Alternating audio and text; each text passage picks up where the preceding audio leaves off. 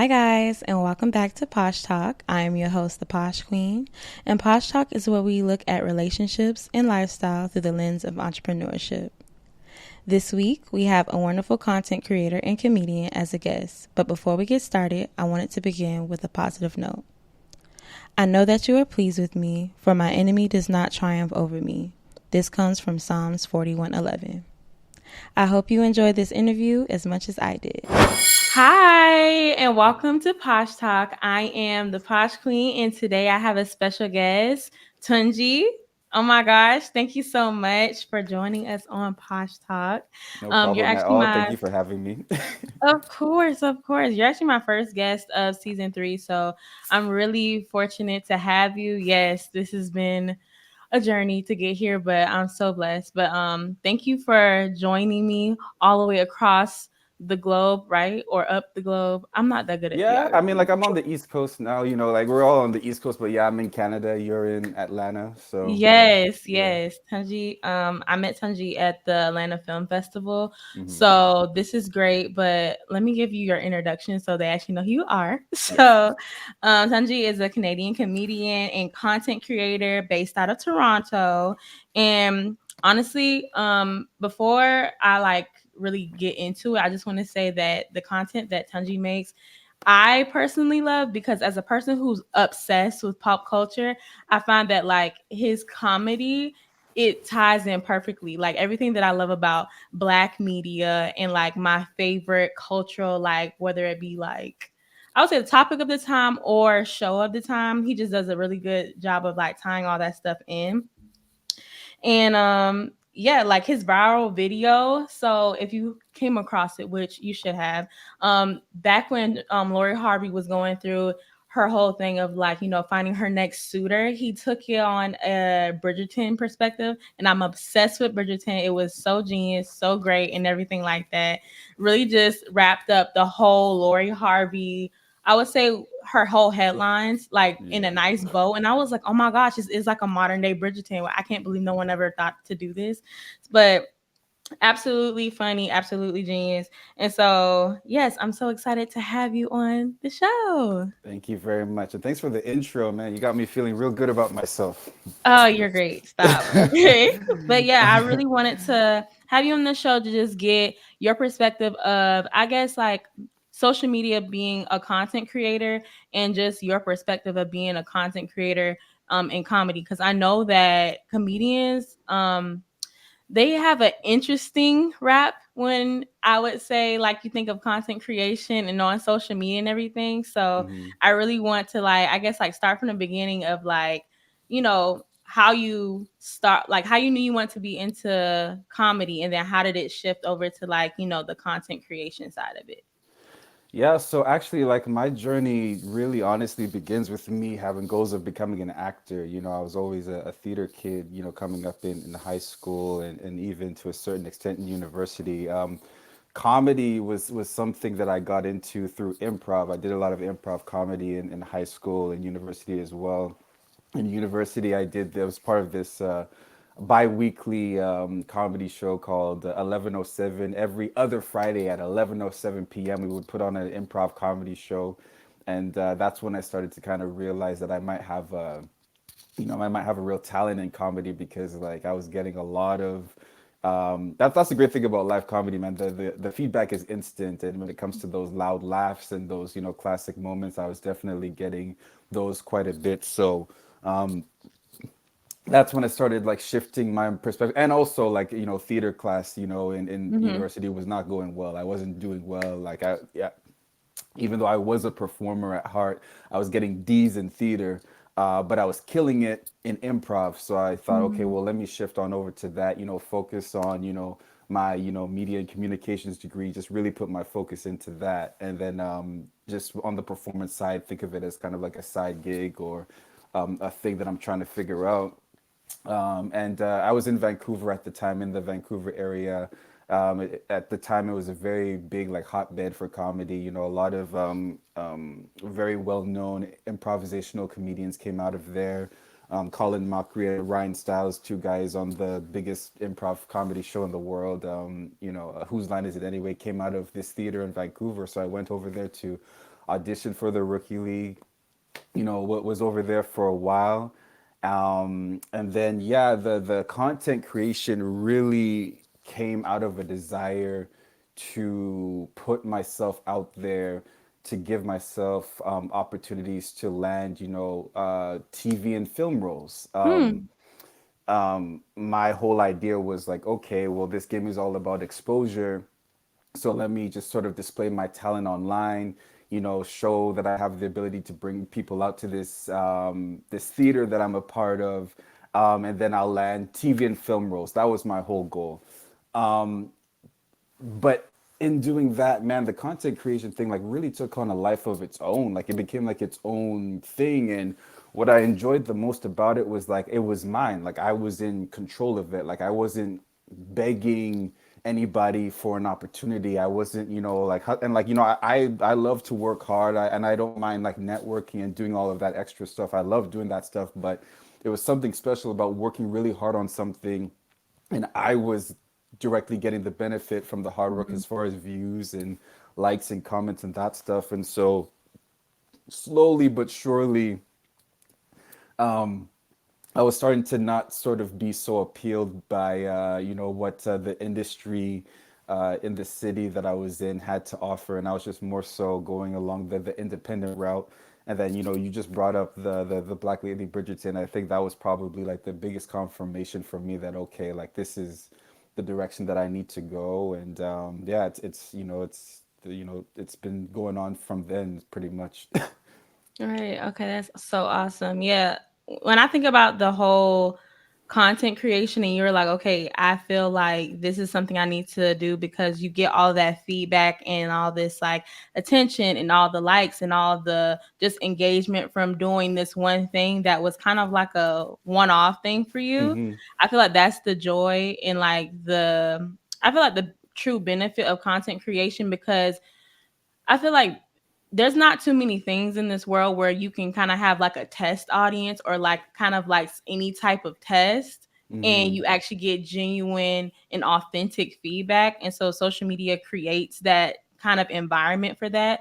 Yeah. And honestly, for free at that, because that's something that, companies used to have to Yep. pay for or you had to pay for and invest in your career to have people actually see your stuff and give you an honest true feedback. So Yeah, yeah, definitely. absolutely. And it's especially for me, like I said, I was pursuing acting in TV and film roles. And, any actor who has been in that sort of audition circuit, especially back when I was doing, like nowadays, like every audition is you just tape something on your phone and send it to them.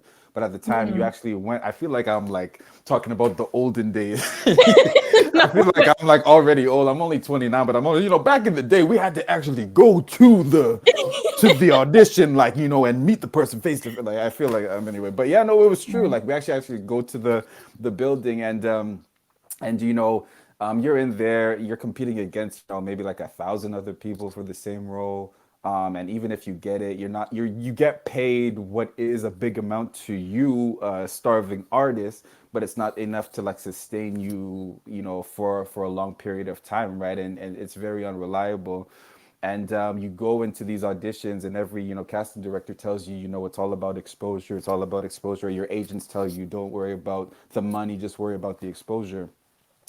I post a video, like my, I want to say like 10th-ish video, I got like 4,000 views. And I'm Mhm. like, well, for sure getting more exposure doing this than going into this audition room where there's Right. like 15 people and trying to impress this casting director, and you already got your black guy who you hire for all the commercials anyway, like, so Mhm. y'all don't even like me. But meanwhile, people in Atlanta, people in, Charlotte, North Carolina, people in Johannesburg are like messing with my stuff. If the game is exposure, I'm getting that on my own. So, maybe, and I'm not making that, and I'm not making any money like doing it your guys' way. So it just, there was a whole lot of things Right. about how the industry operated and what I was being told that just for me personally didn't make sense. Now, as time has gone on, we've seen that it doesn't make sense for anybody, right? Like we're seeing like Taraji P. Henson talking about her experiences and all this stuff. Like this stuff is, the way they treat actors is not good at all. But just I'm really proud of my younger self actually for just listening to my intuition and just like following my good old common sense. That thing works. That No, thing for real. works. Yeah. Yeah.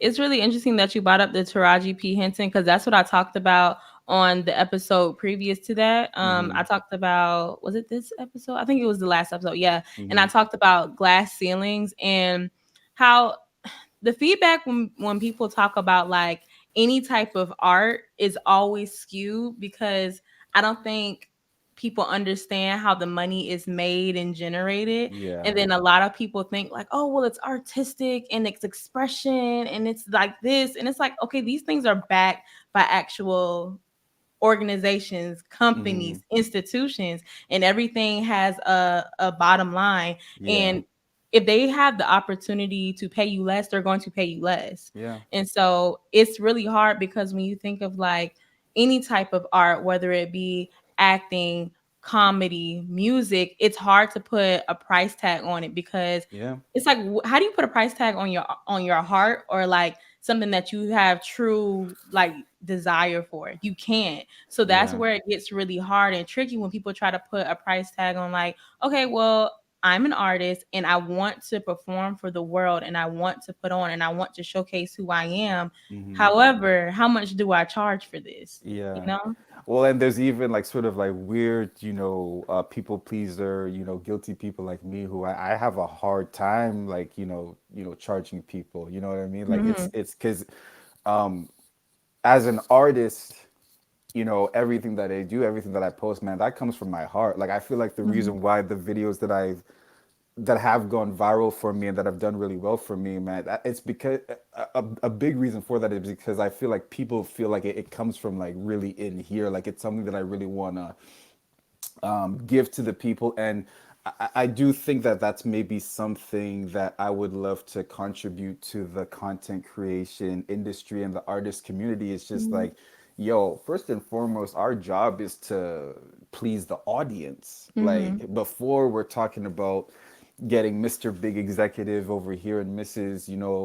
Big Executive over here, yo, we got to make sure that, the people leave satisfied with, with whatever product we put out there. So that's number one for me. And because I focus so much on the people, I don't want to I don't want to charge them. So that's when I started to get into, gripes with, whether it be like production companies or theater companies about paying me what I'm worth because, Hmm. I'm putting my heart and my soul out there, and yet, I'm still struggling. I'm doing my job. Like I'm bringing value to the audience, and I'm also bringing value to this company. Hmm. And at certain points, it just felt like everybody was leaving happy except for me. So Hmm. that's what kind of led me to just being more diligent about,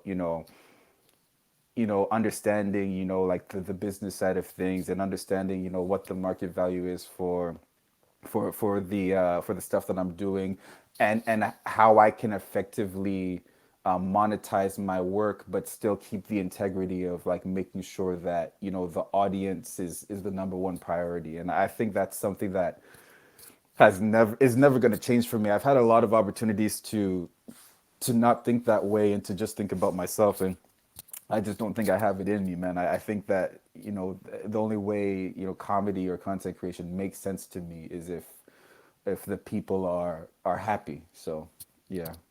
Right. And that Yeah. makes perfect sense. Okay, not to get all up into like your business and everything, but this is a business podcast and we talk Yeah. about revenue and actually generating like income and everything. So like how did you figure out how you were going to like make money off of like your art and yourself? Because I know that's something that people like struggle to like figure out. Yeah. Well, I kind of, had the classic, hard work meets, opportunity type of moment. So that improv theater that I was a part of in Vancouver, I maybe kind of downplayed like, how serious I was about it before, but I was very serious about improv. Like I was there for, I want to say like 2.5 years. And when I tell you I was in that theater every day, I was in Mhm. there. A lot of times I wasn't even performing. I probably was doing like probably like half a show every other week. But they had the main stagers, they had the professionals, the people who were getting paid to perform. and I was a part of the rookie league, so I get free tickets to all the shows. Mhm. And I wore those free tickets out. I'm in that theater every day, 3 to 5 hours every day, like you know, watching the greats, watching, the pros, watching the people who people are talking about, and they come to the theater to buy tickets to go see like I'm watching, everything that they do.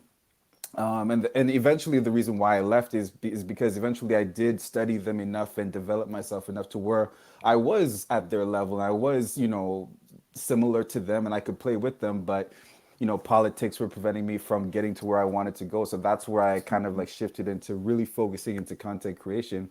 And when I left that theater, I had the goal that, okay, this social media thing, this is in 2018. Okay. So social media doesn't really have the reputation of being like, the business, Mhm. strategy that it is now. But Mhm. at the time there was still examples of it, so I was like, okay, cool, I'm gonna try to use this audience that I'm developing, and fill out my own theater of people one day, and build a brand that way, and did that for a number of years. And then eventually that theater that I left came back to me and said, hey, it wasn't good how you left. Would you like to come back? Mhm. And at the time I was doing well with the social media. I told them, look, like the only way I'm going to come back is if y'all give me my own show. To Mhm. my surprise, they said yes. And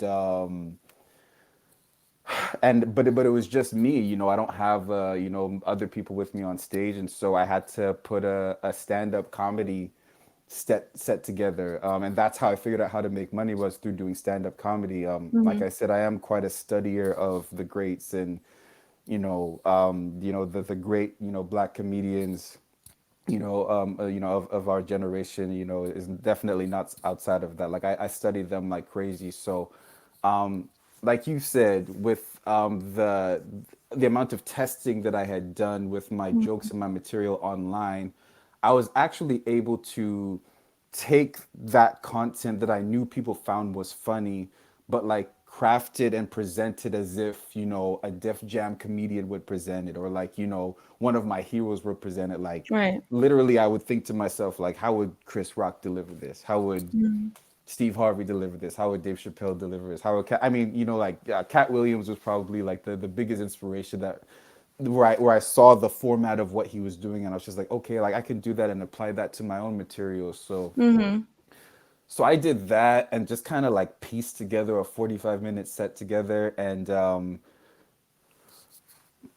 it's a hard feeling to describe, like when you actually like get to the point of like something actually working, like Mhm. like Right. you manifest, you dream, but like when you're standing in the middle of your dream and you're standing in the middle of your manifestation, it's still not something that is completely sunk in. This is 2 years ago this thing happened for me. It Yeah. still hasn't completely sunk in, but like Mhm.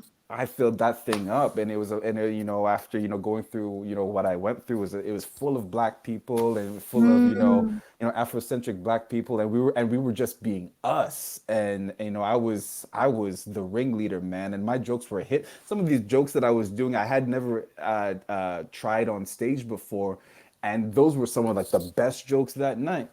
Mhm. And it just really was a culmination of all of the skill sets that I had learned, like even down to like going to those audition rooms, and having to give a good performance on the spot that I had barely memorized. Like those, all of the little small things that I had experienced, through trial and error, came together that day. And came out to Toronto, did a few more shows out here that were also big. And so yeah, now I'm sort of, full-fledged into with my entrepreneurship journey of, being, this generation's, Mhm. Afrocentric comedian, and it's Yeah. dope. And it's a great strategy in my opinion, because obviously like Afro beats and Afro Mhm. pop and Afro fusion is, is just taking off right It is now. taking off. They just And cause Tyla, sorry to cut you off. yeah, She yeah, just won her Grammy. That was Sunday. Yeah. exactly, And that's a exactly. new category. Is a new category, and Tyla is a superstar. Everybody can see it. And so yeah, I mean, like I almost kind of liken it to how Def Comedy Jam back in the '90s was like riding the wave of hip hop. Mm-hmm. I like to think of myself as riding the wave of that, Afro pop, Afro fusion. I'm African heritage, Sierra Leonean, Canadian, and my name, luckily my name is very Nigerian, and most Mm-hmm. of Afro pop is Nigerian music. So I've lucked out there. But luck, like we all say, is where opportunity meets hard work, and now I'm here, Absolutely. and things are going well. Yeah, thank you for sharing that. That's so amazing. I Yeah. remember I don't know who said it. It was somebody who has a strong opinion, but they said that they felt like comedians weren't true comedians if they didn't know how to do stand up. And I was like, oh, wow, that's a hot take. But I understood where they were coming from because I'm like, to do stand up, that's extremely nerve wracking, like, at least in my opinion, because it's like you're literally standing in front of people and you have to plan and you have to construct and then like you get their instant feedback and if they don't like it they're going to show you they don't like it and they don't really care and you have to keep going and I'm just like, there's not too many things that like I do on a day to day that's like that. But I just know I'm like, oh no, like people Yeah. who do stand up comedy, like you're cut for it, like you're built for it. Yeah, you know what? Honestly, I honestly don't know about that. I mean, like, it took me. I would say that improv was a tougher skill for me to learn than stand up. If Mm, I'm being completely honest with you, like I feel like that's just kind of like one of those, industry knowledge things where it's just like, oh, mm, you're not a real comedian unless you do stand. It's just like this thing that people say. mm-hmm, And the great thing about social media comedy is just like, people like, Just Hilarious and, mm-hmm, Desi Banks and, DC Young Fly. I mean, like, they all do stand up now, mm-hmm. but these are all people who define themselves as comedians before they ever hit the stand up stage. And I'm like, good Right. for them, because at the end of the day, like I said, it's all about the audience. If you're up there, it doesn't matter if you're there with two people, or it doesn't matter if you're doing sketch comedy or if you're doing props or whatever. If you're up there and you're making an audience of people laugh, that's all that matters at the end of the day. And I used to sort of succumb to those definitions, like, oh no, I'm not a real comedian, like I'm an Mm-hmm, actor, because I didn't do stand up, and I agree mm-hmm, with that. But now that I figured out how to do stand up, is an art form. mm-hmm, It's an art form, and you just have to understand the rules of the art form. Just how, you as a podcast, you have to understand the format and the rules of podcasting, or mm-hmm. the format of the rules of improv or whatever. Like, it's an art form. Right. And so I don't think anybody gets to decide who's a real comedian and who's not. I just think that, artists, we're all insecure and we like to gatekeep things just because it Mm-hmm. makes us feel better. But I don't. If someone's funny, they're funny. Exactly. Exactly. And I Yeah. feel that. I feel that. And I feel like I really do commend you for I guess overcoming the whole like, oh, I'm not gonna call myself a comedian because XYZ standards, but like overcoming that and be like, no, I am a comedian and imposter syndrome will not win this war. Like I am who I am and my craft is my craft. So Yeah, and look, how like, do to you? be completely honest, like, people used to say that to me, and I would like accept that because I didn't do stand up at the time. And then the moment I hit the stand up stage, like, it's just like, oh, like, I'm better than the people who were saying that to me. So Exactly. it's just like, yeah, it's just like kind of like this gatekeeping tactic, I think. Mhm. And that's something that I really, especially as black people, like, especially as black artists, like, let's not use gatekeeping tactics on each Mhm. other. Like, let's help each other out. Like, if we see that, our friend or this person Mhm. over here is talented, let's just help each other out, man. Let's not, you know, bring their rules and apply it to us just because, we want to feel more whatever. I don't like that. So yeah. Yeah, I hate it too. So Yeah. the one thing I do want to like get into it like and talk to you about is because with almost everything that we do in any business, in any industry, we have to be content creators. And I know Hmm. some people hate it, like, especially, I think I heard a hairstylist talk about it once. She was like, when I went to cosmetology school, I went to do hair. I didn't know I was going to have to be like a marketer, a content creator, like all these things, but Hmm. that's just like the condition of the climate that we're in. So Hmm. everyone's a content creator, and like I like hearing about people's, like, I guess, moment of them creating like their first viral video. So Hmm. like, what was like, what's your creation story, and what did you think about it, like pre, like it going up, and then post it like going up and getting all this engagement?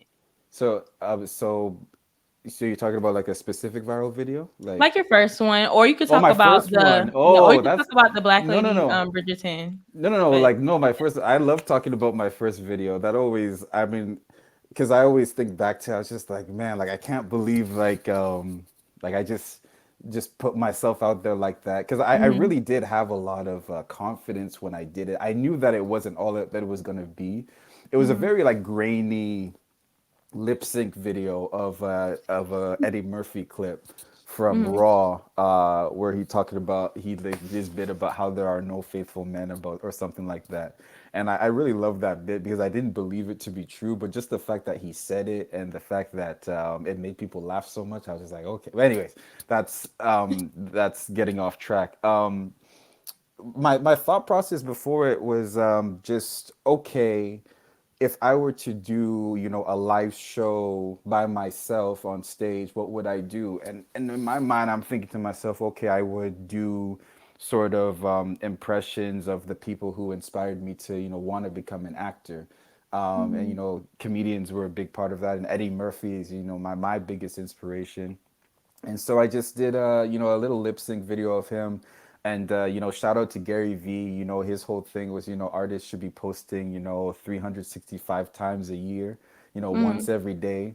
So that was my strategy. I was like, okay, I'll grab clips from my favorite comedians, favorite actors, and do lip sync performances of them, mm-hmm, and see how it goes.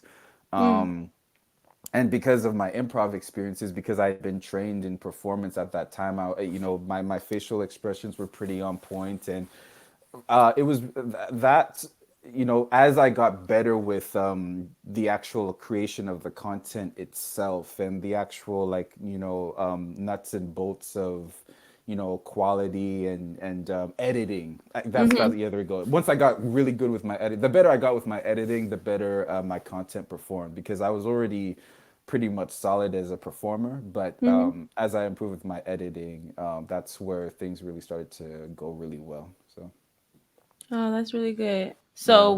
So you did that, and then so you posted it. You posted this on Instagram, or was it It was TikTok, on or Instagram. It was on okay. Instagram, and I think it got like, you know, at the time I had, you know, 700 something followers, and it Mm-hmm. got 390 something views.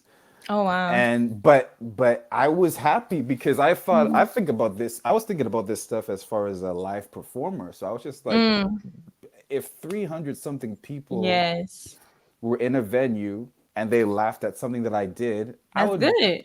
I'd be floating. You're That right. would be amazing. So I really did think of I really, and I really wasn't I think people would be really surprised how much I'm not really that much of a social media person. Like, obviously, it's a Mm-hmm. very big part of what I do, but I didn't think about it the way like a lot of people thought about it. I really, I don't look at likes. I don't really look at Mm-hmm. that stuff. I only cared about views because that was the only thing that made sense to me as a improv theater guy.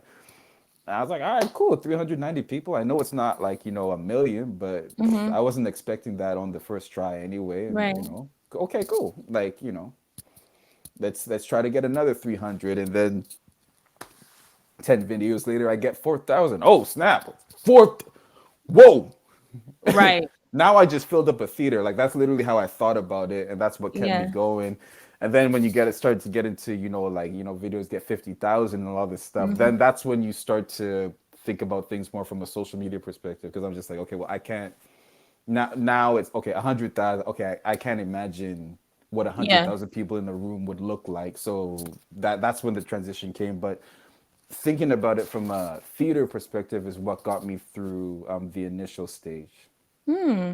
Yeah, Yeah, I feel like that's a very interesting take. A lot of people just look at social media and they don't take a kind of, I would say, touch graph perspective or yeah, touch grass yeah. perspective. Like they don't think like, oh no, like this one view is one person, this one Hmm. person, like this is. I feel like it is a lot for one person to actually like take the time who doesn't know you to pay attention. But Yeah. when you talk about hundreds and then thousands, it's kind of Hmm. like it is mind blowing, and we kind of like Yeah. I guess we kind of water it down because we look at social media as being something completely like I don't know Yeah. abstract, and like we kind of take the actual humanness out of it. Yeah. So I really thank you for that perspective because I'm like, oh wow, I should really like look at. I'm like, oh, this only got 300 views, and it's like that's good. Like Yeah. 300 is really good when people don't have to look at you at all. Yeah, So absolutely. And like, as things started to get better, as I started to go viral more consistently, I did start to struggle with, when videos, weren't, doing as well. And then, it was at one point I was happy with 300. Now, if I got 300, I would, just, fall out and, just have a moment. But, but especially when you're first starting out, man, you just like the focus really just has to be on like posting. Like mhm, the achievement has to be the fact that you posted today. Like my goal was post one video every day for the year, and if I mhm. do that, then I've accomplished my goal. Got it. And then like the videos doing well or the videos going viral kind of ended up being icing on the cake, and then now I can start to be more creative with how I do.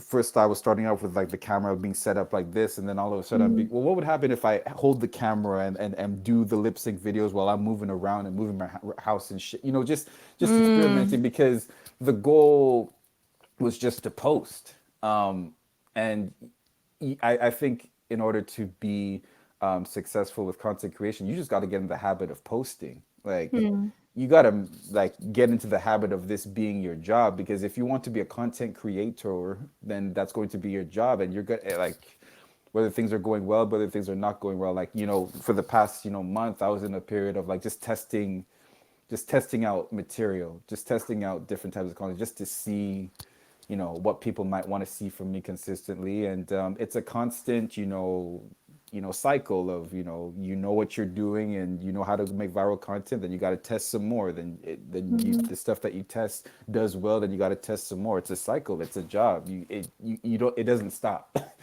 Right. If you're really serious about it. So yeah. Yeah, that makes sense.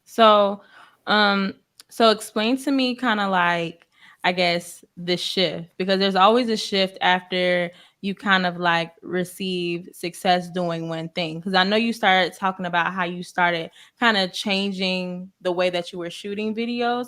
Hmm. So I know that you changed the way that you were doing like content because you went from doing like lip sync videos of like your favorite comedians to now you have a more like pop culture and Hmm. culture kind of centric type of vibe to it.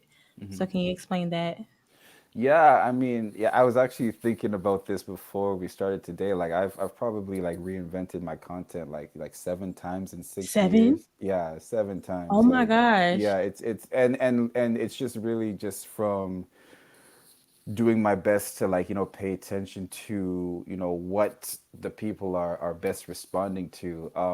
But also, I mean, like the real reason why I transitioned from lip syncs to maybe doing more original skits or original content was just that I was just getting bored with doing lip syncs all the time. Like, Mm, I knew I could do it, I knew it was funny, I knew people liked it, but for me, it was good that I established a goal outside of content creation. It's just like I want to have a career, mm-hmm, as a performer, as an actor, as a like like this is cool, but at the end of the day, this gimmick is a good launching pad for my goal, but it's not gonna like take me there. Just instinctually, I didn't feel like if I kept on doing this, then it would get stale, right. and then people would start to not enjoy it as much, and I had to figure something else out. So TikTok was out at the time, so they make it easy to sort of come up with ideas for skits. So I started doing that for a while,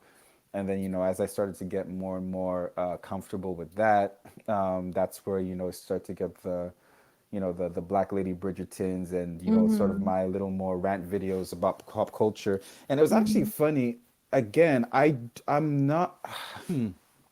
I'm surprised that I've become a familiar face in the gossip world, or the pop culture world, because my awareness of these celebrities came from me, like, just studying the industry and just studying like Mhm. who was doing well. So I kind of had like information on, like, the Michael B. Jordans and the Steve Mhm. Harveys and the Lori Harveys of the world, simply because I was just like, okay, like I'm like on Wikipedia, like studying Mhm. Michael B. Jordan's whole journey of how he got to this point. So I just have all of this knowledge, and then these stories come out, and then I'm able to like give my commentary on it, and maybe sort of give creative insight to these stories that are coming out about them.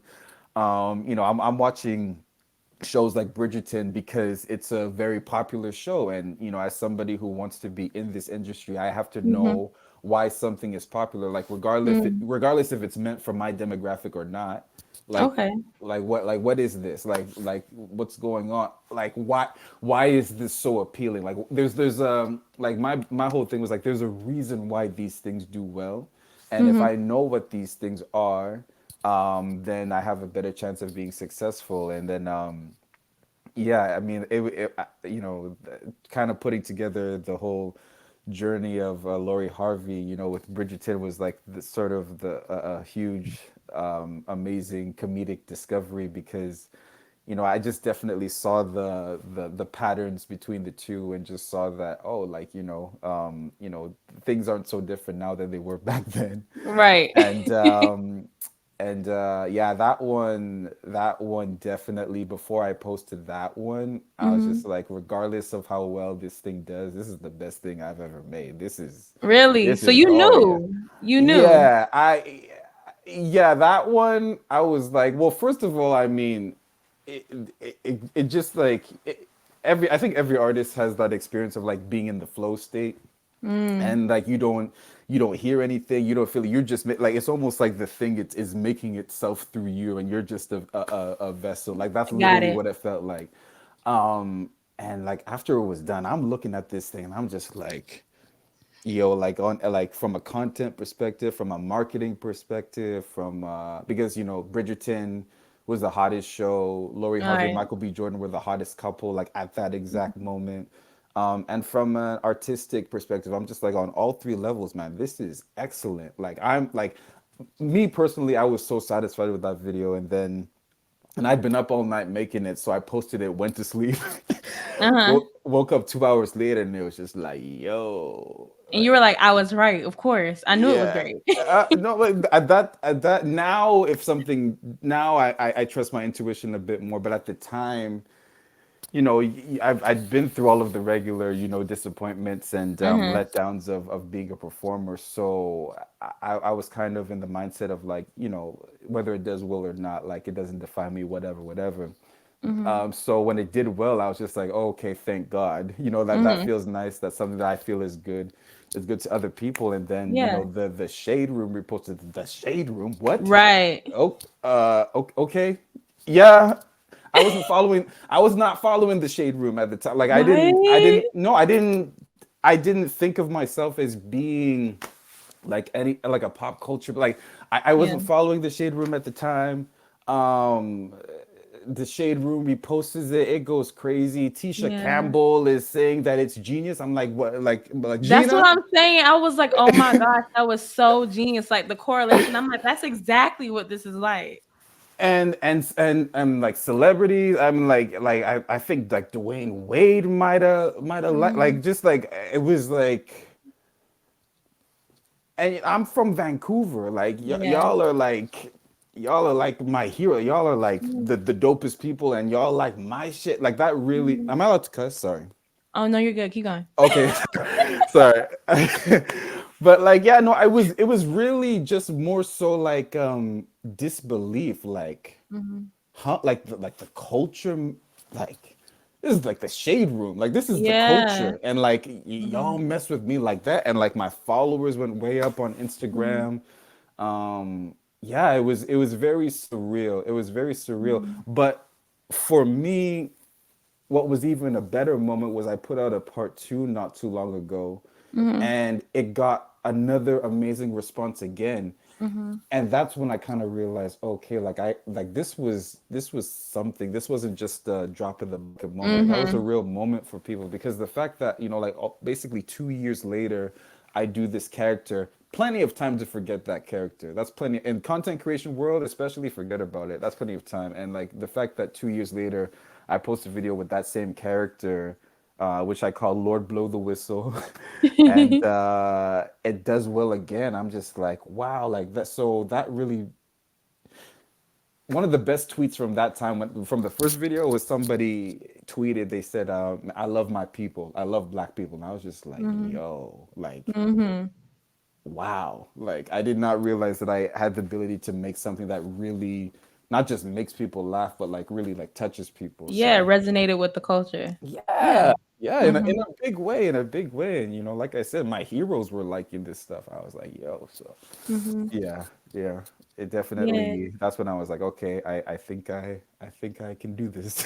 No, absolutely. And Yeah. like I always think it's like really cool hearing like just stories like that when you're just like, oh no, like I knew this was it, but then it's like it's validated by like Yeah. not just like the audience you make it for, but people who you look up to. So you're just like, oh my gosh. Mm, And I would like to say that all of that was not by coincidence because mm, there's a lot of people who go viral like every day, but they don't mm, necessarily get like followers and then followers who stay and continuously like their content. I want to go yeah. back to the part where you were just like, "Oh no, I made a goal to myself to post every day." Those people Mm, went through your page. They were like, mm, "Oh, this guy is funny. I like him." And like liked your content and decided to follow so they could continue to follow yeah. you through like the journey. So it's Yeah. just like it's not just like oh, this was one moment. It's like, no, you've been building up to this moment. So, Absolutely. Yeah, no, it had been a long time. Like that was I mean, like that moment wasn't luck by any means. No, that was a lot mm-hmm. of hard work and skill. And I think maybe, if there was any luck involved, it was just in the fact that, I kind of identified that, Yeah. okay, these two things go together, and they're the most Mm-hmm. relevant things happening in culture right now. Let me take advantage of this. So obviously I wasn't in control of Michael B. Jordan and Lori Harvey getting Right. together, but I developed the skill. This is where improv benefits me in content creation. Actually, is mm-hmm. like a story can come out, and I got the story or the jokes, Mm-hmm. right away, right on the spot, right? Because that's what I was trained to do. And yeah, yeah, no, it was amazing, man. I mean, I think in Vancouver, where I was before, there's not a lot of black people, and Right. so I think that's the another amazing thing about social media. It's just like your people can find you, and Mm-hmm. I that was one of the really cool things about when we were talking at the Atlanta Film Festival. It was just like I was Mm-hmm. talking with you. You were there with a friend, I think, and I was Yeah. saying stuff to you guys that people in Vancouver would look at me like blank stare, like, okay, but y'all were actually like responding Yeah. and reciprocating it, and you were just like, yeah, yeah, and I was just like, what? Like this stuff makes sense to you? I'm not crazy. So yeah, and it is interesting being on this side of it too, right? You kind of, when the numbers get so big, you kind of forget that, yeah, no, like that's really like 3 million people, like Mm-hmm. actually, like 3 million pairs of eyeballs Mm-hmm. saw your content Mm-hmm. and they loved it. Yeah. I can't fathom that. I Mm-hmm. can't fathom that, but like that's real. That's a real thing. And so um you know I'm trying to absorb that, but it's hard. Like that's a lot of people, man. That's a lot. Mm-hmm. I don't know what that many people looks like, but I'm grateful for it, absolutely. And yeah, it's Yeah. it's surreal. Yes, I definitely commend you for that because I'm like, I can definitely see all your hard work and it's paying off. So proud of you. Shout out to you. Thank you. Thank you. Yes. And so I do want to know like what like new things do you have coming up next? What can we expect to see? things like that. Yeah, so like for me, I'm just trying to figure out this whole stand-up thing, trying to figure out a tour right now, trying to figure out, Hmm. and the biggest thing for me right now is collaborations, like we're doing right Hmm. now. Yeah. Trying to, find my, as they say, find my tribe, find my people, and Hmm. just be just be a support and a help to the artists and the content creation black community as much as I possibly can. I already said stand up, and then yeah, with content right now, I'm just sort of going 2 feet into the whole pop culture Hmm. and gossip world. I've started to post my own fake shade room style news Hmm. stories. I've started I posted my first one today. I got another one tomorrow about this whole Drake situation that I'm excited to post about. I was traumatized. I was like, You saw it? oh. Yeah, I saw it because okay. I love Drake, so I'm just like my old Instagram handle used to be COVOC, like obsessed with Uh-huh. Drake, like oh my Uh-huh. gosh. Uh-huh. And so I was just like, I can't believe they got my man. I feel like this, like ah. And I was like, I don't know. I just had so many questions because I'm like, how does videos like that even get out? Well, Who so leaked in my it? comedic brain, which in my comedic brain, I look at it and I go, the guy's music just got taken down from TikTok, and now he got a dick pic Um, up. I'm just saying, it's I like guess he, True did it. yeah, it's just like it's just like it's an awfully convenient thing that helps keep your name in the news cycle after Yeah. you're from the biggest music platform, your music's not there anymore. That's just where my mind goes, Yeah. right? So I'm just like, so I'm always I don't yeah, with anything that I think that's probably why my content does so well. It's because like Mhm. I like to provide a logical reason for why these things Yeah. are happening, and not just like what happened. This is Yeah. crazy. These people, Drake's so smart guy. Yeah. Yeah. Yeah, Yeah. yeah, No, I feel it. I feel it. yeah. Yeah. So, we're gonna shift in. So, how the podcast usually is structured, we do like in my business, in relationship lifestyles, all that stuff. Hmm. We did all that in your interview, so Oh, thank you so much. But amazing. yeah, we're gonna get into the Ask My Consultant. So, if you didn't know, Hmm. I have a consulting business where I do marketing, branding, and web consulting. Mm, Shameless plug. And I get my listeners to send me questions. And so the questions can be about business, lifestyle, or relationship. And today hmm, we have a business question. And hmm, then I have a bonus question for you, but we'll ask at the end hmm. because I wasn't so inspired. Oh, okay. Okay, so I'm gonna read it aloud. What daily habits or routines have you found most impactful in maintaining a healthy work life balance, and how do you integrate them into your busy schedule? Daily habits. Um, I'm like just definitely meditation is huge for me. I guess you know prayer and or meditation, just Mm-hmm. definitely just like staying in tune with myself and just checking in on myself, just checking in on my emotional well-being. Mm-hmm. I'm a cancer, so I'm emotional as hell, so I just got to Mm-hmm. check in with myself to make sure that I'm good Mm-hmm. before I start to create anything or do anything. I have started to get to the point where like if I need to take a break, I will. Mm-hmm. If I'm just not doing well, so that's the first thing. Is just just prayer, meditation, and just checking in with myself to make sure I'm good. And then yeah, just for me and just like I have my daily, like routine of how I create content and just what I like to do is set up a content style for myself that I can repeat daily easily. I think that's just like what's brought me a lot of success is not just creating something that I think is funny, but something that's funny and repeatable. Right. And so I do that. and also just making sure that I'm studying up, like staying studied on like what's going on in my industry, and just being aware of what changes I might need to incorporate into what I do. Mhm. But yeah, I think like honestly, like the most important thing for me is just like just doing things for myself that keep me in like a good state of mind. Like I got like my favorite spots, like my favorite like restaurant that I love to go to out here in Mhm. Toronto. My favorite spots, go and hang out and meet people, and just family time, making sure that's consistent. You know what I mean? Like Right. I just find that if my routine is keeping my emotional well-being and my spiritual well-being in a good state, the content basically takes care of itself at this point. Mm.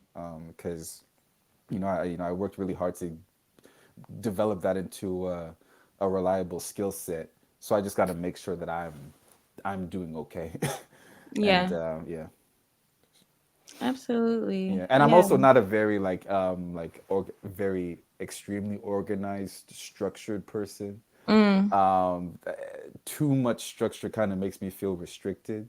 Mm. So it's always just very very instinctual. Like I need some fresh air. Let me go for a walk. Then I'll just go walk for an hour and a half, and come back. I feel good now. Okay, let's make something. So yeah, Yeah, it's good that you're like in tune with yourself and you know when you need to like take a break or you need like some more balance. yeah, yeah. That's great. I don't have that. But Everybody's um different. Everybody's different. yes. Like my way of going about things, I know it could be quite stressful for people. Like like a lot of people like need a schedule, and I or like a very very set detailed structure all the way Mhm. through, and like that's something that I respect, and that's something that I could work with if that's how someone is. But just naturally in myself, man, I just like kind of I'm always just in here like, yeah, am I good? All right, I'm good. Let's go. Or if Yeah, I'm that's not good, good. let's sit down for a second. So yeah, Yeah, that's real good. I feel like the way that I try to create some type of balance, I have to get it in like early in the day because my days just keep going on and on and on. Like I literally went to work all day and now we're here, we're still working. Um, yeah. so I try to get mine in the morning. And so I recently started doing this, but before I like pick up my phone and try to see what the shade room is posted or Mm, like even look at any text messages, I have a prayer like journal, but it's mm, more of kind of like a Bible study journal. I mm, do that in the morning first, and then after I read like a little bit of the verses, I like then have like a to-do list in it. Then mm, I write down everything that like I have to do today, but I do mm, it because that's kind of like my way of like saying it before God and like helping him lead me and also yeah, keep me accountable in the day. yeah. I feel like that really helps me so I can stay focused, but I can kind of ease my way into the day instead Mm, of just being like woken up with drama and like, oh my gosh, I have all this mm, stuff to do. So, yeah. Actually, something that is a very consistent part of my routine is my Afrofusion, my Afrobeats playlist. Like, I mm, got my songs. There's 100 something on there, and this music is it's beautiful music, not just because of the melodies, but because of the words. Like the yeah. words are quite affirmational.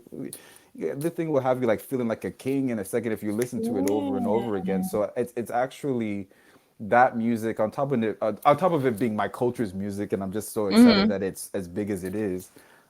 It's extremely affirmational, and uh, it's definitely had an effect of like how I carry myself for sure. Mhm. Like absolutely, like I walk into the club, I feel like a African king. You know what I mean? And Yes. it's and it definitely comes through in the vibe that I give off. Right? So yeah, Yeah. You have yeah. to share the playlist with me because I'm getting into more like Afrobeats and everything. I'll And I send was it to just you. like, this is good.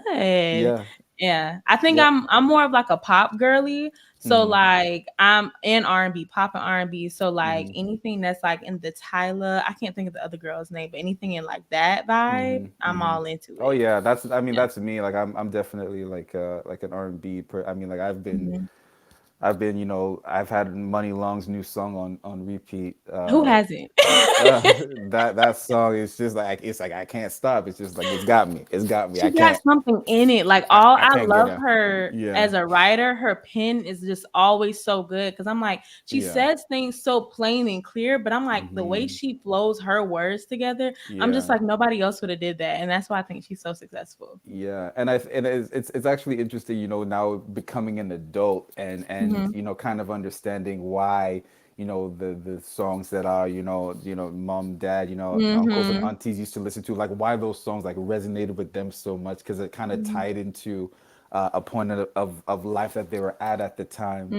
Hmm. And definitely I think for like a lot of us millennials, man, a lot of us are in like a nostalgic mode, like, ah man, like remember back when we were just kids and life wasn't so and we Yeah, didn't know about this and that, and even if we were struggling we didn't know because we were kids. Like we're definitely all in exactly. nostalgic mode. So for music to come out in that sort of like 90s, early 2000s, R&B style, and Money Long just like putting her vocals on that song made for me, I mean, Hmm. and it's just yeah, no, that song's had me in a chokehold for sure. No, same. Yeah. I actually did oh my gosh, me and my girlfriend, so it was like my last I think it was either 2 Saturdays ago or last Saturday ago. We made a video to it, like dancing to it, but I was way too embarrassed to post it. And I'm like, I should have still posted it. Like it was cute, it was a vibe, but I feel Yeah. like the train's going. You, So I you don't know know if what I I would say? You know what I would say because like definitely, and like like the black women, like obviously, Mhm, are killing it on the Instagram with like mhm, like the photos and like the business savvy stuff that y'all do. mhm, But like a silly post every once in a while, man, like a humorous post, just like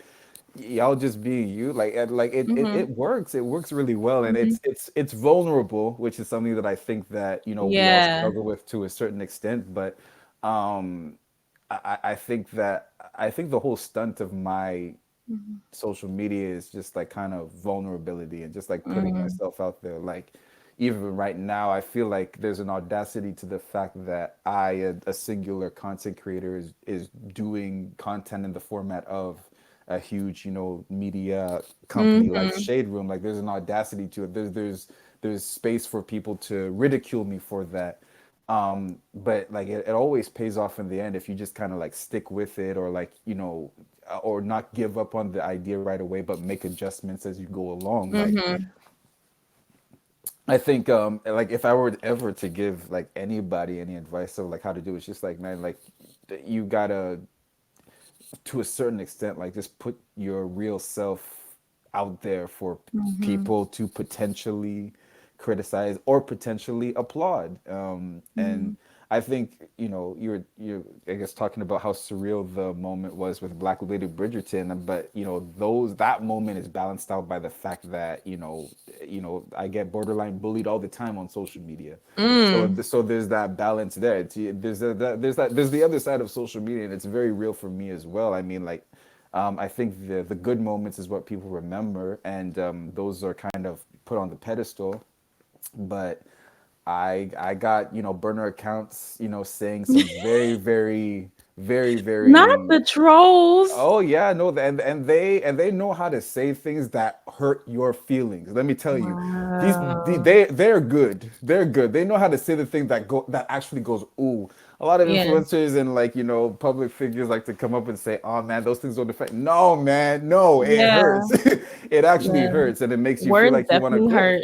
It Yeah. hurts. It absolutely hurts. But so yeah, I know I deal with both, right? So Mhm. it's a balance. It's there's good and bad to it, Mhm. but the really great moments, the really great memorable moments, come when you just put yourself out there, and the good moments definitely do make up for the bad moments. So yeah, Yeah. yeah. I really do appreciate you sharing all your insights. I feel like you've given me so many gems and everything. And Oh, like I thank you. said, I did have a bonus question, and this is just for me. So, Hmm. um, my word of the year is consistency, and like I'm Hmm. trying to be consistent in like everything in my life that I'm showing up for. I'm not Hmm. gonna lie, this week is really hard. The week has been weeking, and life has been Yeah. lifing. But I'm really struggling with like being consistent, especially when it comes to like my content creation. So I feel like what is a tip that you would give me, but like also anyone listening when it comes to like just being consistent, like in your craft and actually like, posting it and putting it up?